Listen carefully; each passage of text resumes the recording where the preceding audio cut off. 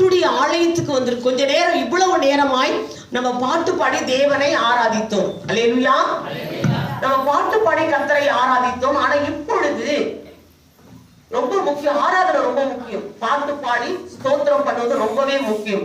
இவ்வளவு நேரம் அவரை போற்றி புகழ்ந்து பாடி நன்றி சொன்னோம். அவர் செய்த நன்மைகளுக்கெல்லாம் நன்றி சொன்னோம். இப்பொழுது இந்த நாட்களில் கிறிஸ்துமஸ் என்று சொன்னாலே இங்க நிறைய திருவிழாக்கள் நடக்கும். அது அந்தந்த ஊர்ல அந்தந்த கிராமத்துல நடக்கும். ஆனா இயேசு கிறிஸ்து பிறந்தது என்பது உலகம் முழுவதும், உலகத்துல எல்லா மூலை முடுக்கு, எல்லா தேசம், எல்லா நாடு, உலகம் முழுவதும் தெரியும் இயேசு கிறிஸ்து பிறந்தார் என்று சொல்லி உலகம் முழுவதும் கொண்டாடி கொண்டிருக்கிறது. அல்லேலூயா. உலக ரட்சகர் இயேசு யாரு?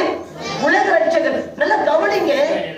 தேவதூதன் அவர்களை நோக்கி பயப்படாதிருங்கள், இதோ எல்லா ஜனத்துக்கும் மிகுந்த சந்தோஷம் உண்டாக்குற நற்செய்தி அறிவிக்க வருகிறேன். அல்லேலூயா. எல்லா ஜனத்துக்கும் மிகுந்த சந்தோஷம். பாருங்க, இயேசு கிறிஸ்து பிறக்காத முன்னாடி மக்களுக்குள்ளே சந்தோஷம் கிடையாது.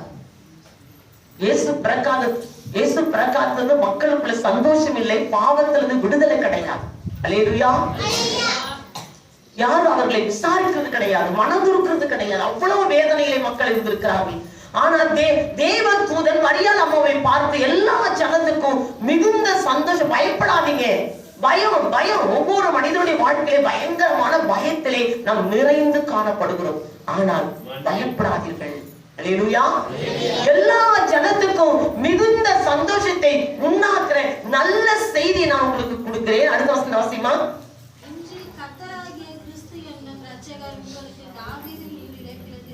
ஆமென். கர்த்தராகிய இன்று கர்த்தராகிய கிறிஸ்து என்னும் இரட்சகர், கிறிஸ்து என்னும் இரட்சகர் தாவீதின் ஊரிலே பிறந்திருக்கிறார். இரட்சகர் பிறந்திருக்கிறார்.